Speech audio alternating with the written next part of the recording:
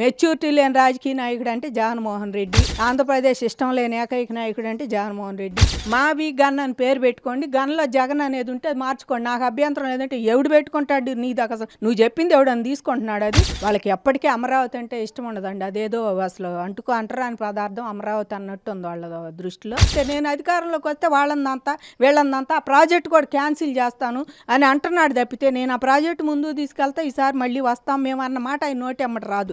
సిగ్గు శరం లేకుండా ఎవరన్నా ఉండారంటే అది వైసీపీ పార్టీ వాళ్ళు.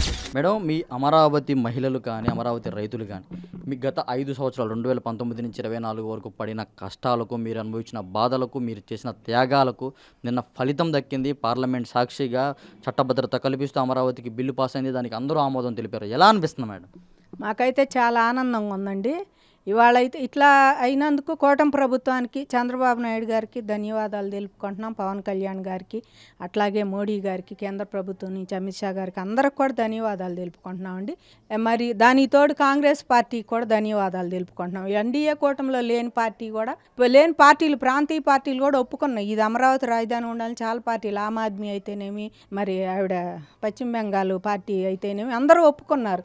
కానీ ఇది ఇక్కడే ఉంటా, ఇదే రాష్ట్రంలో ఉంటా కూడా, ఇక్కడ అన్ని అనుభవిస్తా కూడా, ఈ రాష్ట్రానికి రాజధాని లేదు అనుకోకుండా, ఈ రాజధాని ఇది కాదు అని చెప్పి దాని మీద ఏది చెప్పకుండా వాకౌట్ చేసినందుకు ఏదో మా మీద ప్రేమ ఉన్నట్టు మాట్లాడి, మరి మిథున్ రెడ్డి గారు లేసేయో 4 ముక్కలు మాట్లాడి మేము వాకౌట్ చేస్తామంటే దానికి అర్థం ఏంటో తెలియలేదు మాకు. వాళ్ళకి ఎప్పటికీ అమరావతి అంటే ఇష్టం ఉండదండి. అదేదో అసలు అంటరాని పదార్థం అమరావతి అన్నట్టు ఉంది వాళ్ళ దృష్టిలో. కాబట్టి వాళ్ళు ఎందుకు ఇలా చేస్తున్నారో మాకు తెలియదు. కానీ మేము మిగిలిన పార్టీలు అందరికీ ఇట్లా కూటమి ప్రభుత్వానికి కూడా మేము మరీ ధన్యవాదాలు తెలుపుకుంటున్నామండి. ఎప్పటికైనా సరే ప్రతిపక్ష పార్టీగా మీరే ఉండారు కాబట్టి ఆంధ్రప్రదేశ్లో వైసీపీ పార్టీ వాళ్ళ వైఖరి మార్చుకోవాలి. మార్చుకోకుండా మీరు 28న అసెంబ్లీకి రాకుండా ఆ రోజు తీర్మానం చేశారు. అది రాకుండా మీరు అక్కడ నిన్న ప్రెస్ మీట్ పెట్టాడు. అదే ప్రెస్ మీట్లో మీరు మాట్లాడే మాటలు అసెంబ్లీకి వచ్చి ఎందుకు చెప్పలే? 28న చంద్రబాబు గారి ముందు పెట్టపోయారు ఈ మాటలన్నీ. ఏమండి మీరు పెట్టినా మేము రేపు వచ్చినప్పుడు అంటున్నావు కదా, అది ప్రైవేట్ పరం చేస్తేనేమో హాస్పిటల్ అంతే అంటున్నాడు, మేము వస్తే అది తీసేస్తానని. ఈయనేంటి మరి బాగు చేసేది ఏంది? ఏ ప్రాజెక్టు ముందుకు తీసుకెళ్తాడు? రాష్ట్రం ఏం ముందుకు పోద్దండి? వచ్చినాడల్లా ఇప్పుడు ఆయన వచ్చినప్పుడల్లా ఇవన్నీ కొలాప్స్ చేస్తుంటే ఇంకా ముందుకు మళ్ళీ వచ్చిన వాళ్ళు ఎత్తుక్కోవాలి. ఇవన్నీ ఇలాగే కదా ప్రతిదీ ఆయన అంతే. నేను అధికారంలోకి వస్తే వీళ్ళందంతా ఆ ప్రాజెక్టు కూడా క్యాన్సిల్ చేస్తాను అని అంటున్నాడు తప్పితే, నేను ఆ ప్రాజెక్టు ముందుకు తీసుకెళ్తే ఈసారి మళ్ళీ వస్తాం మేము అన్న మాట ఆయన నోటి ఎమ్మట రాదు. ఈసారి ఆయన రాడని ఇవన్నీ చెప్తా ఉంటాడు ఎక్కడికక్కడ. సరే ఆయన మొండి వైఖరి నేను చెప్తున్నాడు, మావి గన్ అని పేరు పెట్టుకోండి, గన్లో జగన్ అనేది ఉంటే అది మార్చుకోండి. నాకు అభ్యంతరం లేదంటే ఎవడు పెట్టుకుంటాడు నీ దాకా? నువ్వు చెప్పింది ఎవడని తీసుకుంటున్నాడు? అది ఏపీ ఆర్టీసీ వాళ్ళు అయితే బాగా మా పనికి వచ్చింది, ఈసారి మేము సింపుల్గా మావి గన్ అని రాస్తాం అందరికి గుర్తొచ్చేట్టు ఆ మధ్యలో పోయి బస్సులకి మాకు బాగా పనికి వచ్చిందండి, అమరావతి రాజధాని కాదు పనికిరాదేమో కానీ మా పనికి వచ్చిందని నవ్వుకుంటున్నారు.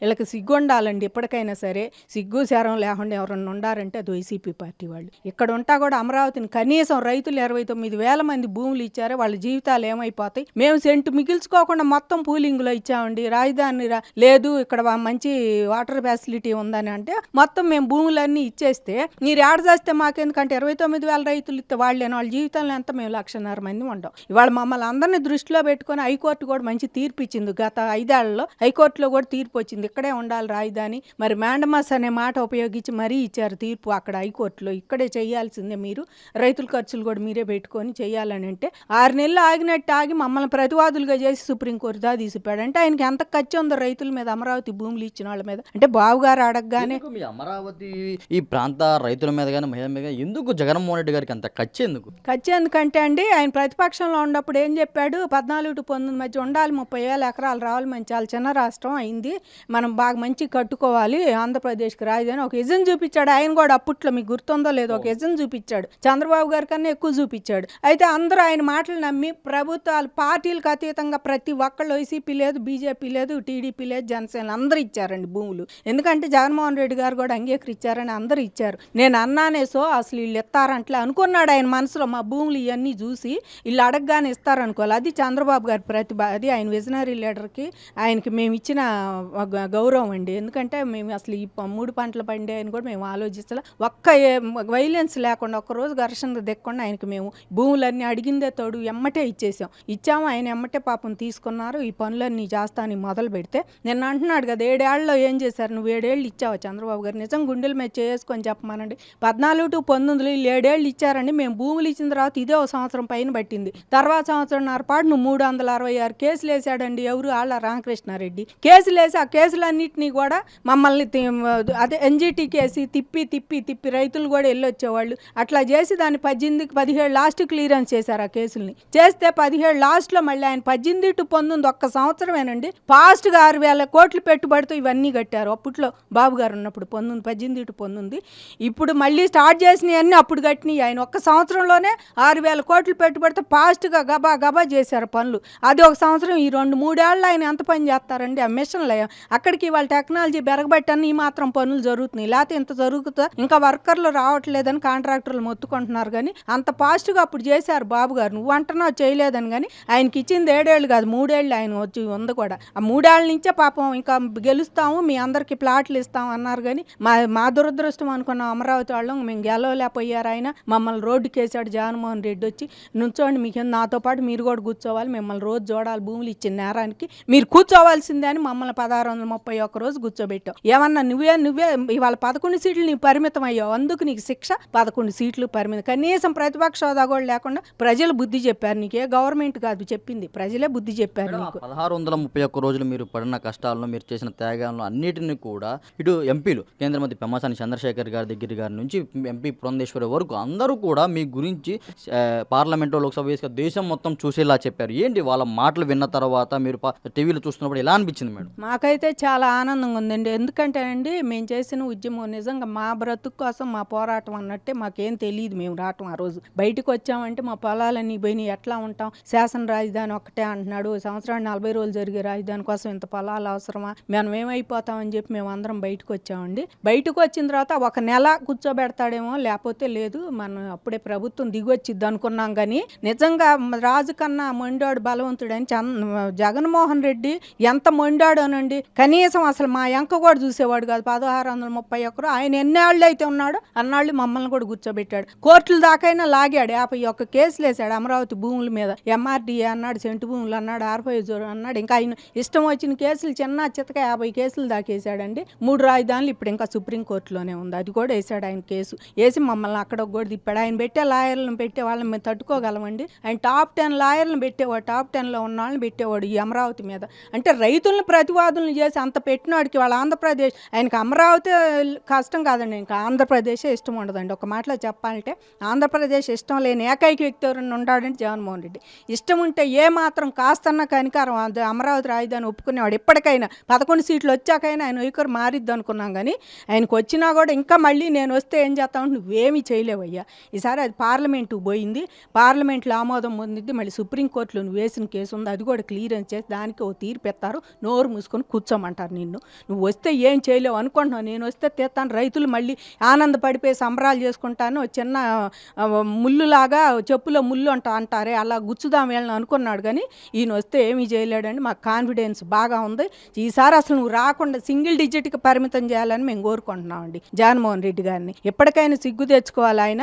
వాళ్ళు కూడా అంటారు, పక్కన వాళ్ళు కూడా అసలు ఆంధ్రప్రదేశ్ ఇష్టం లేదంటాం అట్ట అనకూడదు అంట. అనకపోతే ఏం చేస్తావు? 10,000 కోట్లు అమర్రాజా వాళ్ళు తీసుకొస్తే నువ్వు ఆంధ్రప్రదేశ్లో పెట్టుబడి లేకుండా పక్క రాష్ట్రానికి పంపించావు, పో నీకెందుకు అడుపో ఇక్కడ బెట్టబాకని చెప్పేసి మరి అమర్రాజా వాళ్ళు 10,000 కోట్లు పెట్టుబడి పక్క రాష్ట్రానికి పంపించావు. నువ్వు ఎవరన్నా డేటా సెంటర్ వాళ్ళు వస్తే వద్దు ఇది నాది కాదని చెప్పి పంపించి ఇవాళ వాళ్ళు అందరూ వస్తుంటే నేను తెచ్చిన అంతే ఇదంతా నేనేనంటంటివి. నిన్న స్టీల్ కంపెనీ వచ్చినా మెట్టల వాళ్ళదని అదేనంటంటివి, డేటా సెంటర్ వచ్చి నేను తెచ్చింది అని చెప్పేసి నువ్వు నీ ఐటీ మంత్రి వాగుతున్నారు వీళ్ళందరూ. జగన్మోహన్ రెడ్డి అనుకో మీరు తెచ్చింది అన్నారు సంతోషం, మా నాన్నగారు ఉన్నప్పుడు మాట్లాడినయే అప్పుడు ఇప్పుడు వచ్చారు అనలేదు అయ్యి, అందు సంతోషం వీళ్ళు తెచ్చినాయి అని అంటే ఇవన్నీ మరి మీరు తెచ్చింది అమరావతి కూడా మీరు తెచ్చింది. నీకు అమరావతి కాదు ఆంధ్రప్రదేశ్ ఇష్టం ఉంటే పోలవరం ఒకటి ప్రాజెక్టు ముందుకు తీసుకొచ్చేవాడు. ఎందుకంటే జగన్మోహన్ రెడ్డి వాళ్ళ నాన్నగారు ఫస్ట్లో బయటికి తీసుకొచ్చింది వాళ్ళ నాన్నగారు పోలవరం కాంగ్రెస్ అయ్యాను. అప్పుడు డబ్బులు లేవని ఆగిపోయారు, చాలా ఖర్చుతో కూడిన పని అని. తర్వాత చంద్రబాబు గారు తలకెత్తుకొని చేద్దాము అది ఎందుకు ఆపాలి అని చెప్పేసి ఆయన తలకెత్తుకొని దాన్ని నేషనల్ ప్రాజెక్టుగా 4 రాష్ట్రాల మీదుగా పోతుంది. ఆంధ్రాకి మంచి బెనిఫిట్, నువ్వు అదెందుకు పూర్తి చేయలే? మీ రాయలసీమ బిడ్డగా నువ్వు రాయలసీమకు నీళ్ళు అందించే ప్రక్రియ ఏమైనా చేసావా? కుప్పంలో కానీ చిత్తూరు జిల్లాకు కానీ మరి వీటికి కానీ పని చిత్తూరు జిల్లా వదిలే అది చంద్రబాబు గారి జిల్లా అని కూడా నీకు ఖర్చే ఉండొచ్చు. పని మీ జిల్లాలకు ఏదన్నా పనికి వచ్చే పని ఈ నీళ్ళన్నీ వచ్చే ఏమైనా చేస్తున్నావా? మీ ఏది మాట్లాడవు ఏది చెయ్యు, నీకు అసలు అసలు ఇష్టమే లేదండి. ఎందుకంటే కేసులు పోనీ రాజ్యాంగంలో చదువుతున్నాడు కానీ రాజధాని లేదని. మరి రాజ్యాంగంలో సిబిఐ అని ఉంది, అది తెలుసా ఈయనకి? ఈడీ అని ఉంది, అది తెలుసా నీకు? అది లేవు. మరి రాజధాని లేదు, అయ్యి ఉండేగా. మరి అటు పోతున్నావు నువ్వు, అటు సిబిఐకి పోతున్నావు, కోర్టు నాంపల్లి కోర్టుకు పోతున్నావా? నువ్వు పక్క దేశానికి బాగుంటావు, రాష్ట్ర ముఖ్యమంత్రి పక్క దేశానికి బాగుంటే దేహి నా పాస్పోర్ట్ ఇవ్వమని కోర్టు ముందు ఉంచవాలి. నువ్వు మాకు ముఖ్యమంత్రి ఏంటి అసలు? ఇప్పుడు నిన్ను అసలు బ్యాన్ చేయాలండి, వీళ్ళ మాత్రం వీళ్ళ పార్టీని కూడా బ్యాన్ చేయాలి. కోర్టుకు పోతావు నాకు ఇవ్వండి అని అడిగే ముఖ్యమంత్రి మా అక్కర్లా. పక్క రాష్ట్రాలు కాదు, పక్క దేశాలు కూడా పోయి తీసుకొచ్చి పెట్టుబడులు, ఇది కొత్త రాజధాని అని పెట్టుబడులు తీసుకొచ్చి ముందు సాగించే ముఖ్యమంత్రి కావాలి మాకు, ఎవరికైనా ఆంధ్రప్రదేశే కాదు. దేశం మొత్తం అమరావతికి జైలు కొట్టి జై కొడితే కానీ మన రాష్ట్రంలో ఉన్న వ్యక్తులు మాత్రం మన రాష్ట్రానికి సపోర్ట్ చేయకుండా వాకౌట్ చేసి వెళ్ళిపోవడాన్ని ఎలా చూడొచ్చు అంటారు? అందుకే వీళ్ళని కూడా వాకౌట్ చేయాలండి. ఈసారి ఎలక్షన్లో వీళ్ళని అసలు బాయ్కాట్ చేయాలి. ఎలక్షన్కి వీళ్ళు ఎవరో ఒక ఆయన ఈ మధ్య కూడా నాది అండి పార్టీ జెండా నేను పెట్టుకుంది, వాళ్ళు చేశారు, వాళ్ళు గాజేసి వాళ్ళు పెట్టుకున్నారు, నా దొంగిలి ఇచ్చారు నా పార్టీని అంటున్నాడు. ఆయన మళ్ళీ వచ్చి నీ పార్టీని నువ్వు తీసుకోవాలి, వీళ్ళ పార్టీని అయితే బ్యాన్ చేయాలండి. వైసీ వాళ్ళ నాన్న పేరు పెట్టుకొని చెట్టు పేరు చెప్పి కాయలు అమ్ముకునే రకం జగన్మోహన్ రెడ్డి. నాన్న పేరు చెప్పాడు, ఒక్క ఛాన్స్ అన్నారు. వాళ్ళ ఇంట్లో ఆడబిడ్డలకి న్యాయం చేయటంలా, నువ్వు బయట ఆడబిడ్డలకి ఏం న్యాయం చేస్తావు? ఇంట్లో రాష్ట్రంలో పెట్టుబడులకు పక్క దేశానికి వెళ్ళటానికి లేదు నీకు ఆస్కారం, ఇంకా దేశానికి రాష్ట్రానికి ఏం పెట్టుబడులు తెస్తావు? కాబట్టి నువ్వు ముఖ్యమంత్రిగా ఉండ, నీ సీట్లో నువ్వు కూర్చొని సంక్షేమ పథకాల రూపంలో ఊళ్ళో ఇవన్నీ రైతు బజార్లు కలెక్టర్ ఆఫీసులు తనఖాలు పెట్టి తీసుకొచ్చి రోజుకో చేపని వాళ్ళకి ఇస్తే తింటా కూర్చోండి. మీరు ఏదన్నా ఇంకా ఎక్కువ ఆకలి అయితే పక్కనాడు మెళ్ళ దొంగతనం చేయండి, లేకపోతే మేము చేసే దొంగతనాల్లో భాగస్వామ్యంలో చేరండి అనే లెక్కలో ఉండారు వీళ్ళు. కాబట్టి వీళ్ళని అసలు బ్యాన్ చేయాలి. ఇదేమంటే ఈ రాజధాని అంతా అంట మొత్తం అవినీతిమయం అయిపోతుందంట.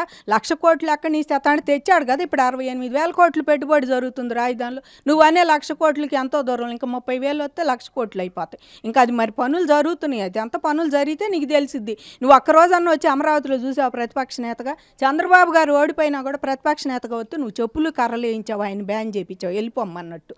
కాబట్టి నువ్వు దేనికి పనికిరాండి, మెచ్యూరిటీ లేని రాజకీయ నాయకుడు అంటే జగన్మోహన్ రెడ్డి. ఆంధ్రప్రదేశ్ ఇష్టం లేని ఏకైక నాయకుడు అంటే జగన్మోహన్ రెడ్డి. ఎస్పెషల్లీ అమరావతి మీద బాగా ద్వేషం ఉన్న వ్యక్తి ఎవరు అంటే అసలు దేశం మొత్తం మీద కూడా ఈయనే, ప్రపంచం మొత్తం మీద కూడా ఈయనే కనపడతాడు. ఎందుకంటే ఎక్కడెక్కడ వాళ్ళు కూడా ప్రపంచం మీలాంటి మీడియా వాళ్ళ వలన మేము ప్రపంచానికే పోయింది అమరావతి. అలాంటిది మీకు కూడా ఎక్కువ ధన్యవాదాలు చెప్పాలండి. లేకపోతే మేము ఉద్యమాలు చేస్తా ఇట్లా మా ముందుకు వచ్చేవాళ్ళం కాదు. ఇలాంటి అన్నిటికీ ముందుండి ఇంటికి గెలవలేనోడు రచ్చం గెలుస్తాం, ముందు ఇంటో గెలువు, చెల్లెళ్ళ కేసులు కానీ, చెల్లెళ్ళ ఆస్తి విషయాలు కానీ, ఇంకో చెల్లెల కేసులు కానీ అవి గెలిచి అప్పుడు బయటికి వెళ్ళటానికి ట్రై చేయి. పిచ్చి మాటలు పిచ్చి కథలు చెబితే పిచ్చి ముదిరి పరాకాష్ట చేరింది అనుకున్నారు నిన్న నీ ప్రెస్ మీట్ చూసి. అట్లాంటివి పెట్టకుండా నీ పని నువ్వు చేసుకొని నోరు మూసుకొని కూర్చుంటే బాగుంటుంది అనుకుంటున్నాం.